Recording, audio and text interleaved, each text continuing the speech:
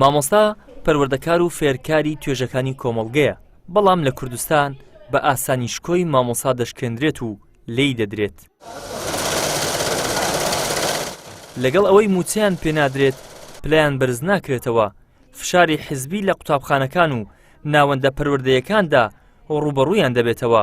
لەگەڵ ئەمانەشدا ڕێگەی دەربڕینی ناڕەزایەتیشیان پێنادرێت و سەرکوت دەکرێن. دەسەڵاتیش هۆکارە بۆ شکاندنی شکۆی مامۆستا و سەرکوتکردنیان.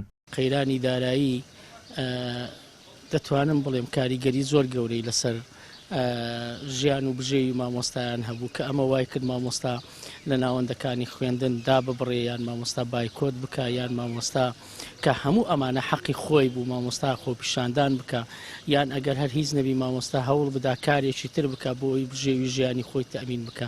هەموو ئەمانە کاریگەری لەسەر شان و شەوکەت و شکۆی مامۆستایان هەبوو بەداخەوە. ئەوەی بەرپرسە لە شکاندنی شکۆی مامۆستا ئەوە حکوومەتە بەرپرسە، لەبەرەوەی حکوومەت نەیتوانێت هەموو مافەکانی مامۆستا دابین بکە بکە گەزکەتری ماف موچەیە، ئەویشەوە دەبینی شێوەی موچە چۆنە لە ڕابردوو بە چارەگە موچە و بەنیوە موچە و بەهەر بەهەر شێوەکەبی موچیان لە خەڵک بڕیوە.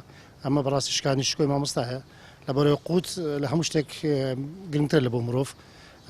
بۆیە لە ئێستا ڕاش ئەوە شێوەی موچە دەبینین بە چ شێوەیەکە بە تایبەتێکە بین سەری خانەنشین نامکەین لە مانجیەکەەوە خەڵکی خانەنشین کردو پێز ماوە دیناردوو تەماڵەوە، بەڵام تا کۆستایی کە دانەیەک موچەی وەرنەگرتووە.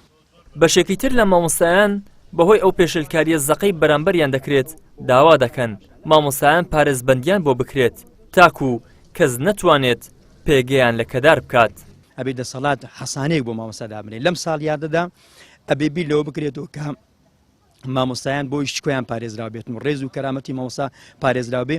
ئەبێ حکوومەت بیر لەوە بکاتەوە حەسانە و پارێزبەندی بۆ مامۆستا دروست بکاتن، بۆی هیچ کەسێک جورئەت نەکا غیرەتیەوە نەکا بێ ڕێزی بەرامبەر بە مامۆستا بکە، شەق لە مامۆستا هەڵبدار، دەستی لە مامۆستا بەرز بکاتەوە، مامۆستا بە ڕێزی بەرامبەر بکرێت، چونکە خودی مامۆستا بەڕاستی پەروەردەکارێکە هەموو تاکەکانی ئەو کۆمەڵگەی قەرزاری مامۆستان، چونکە هەمووی لە بەردەستی مامۆستا پەروەردەکراون.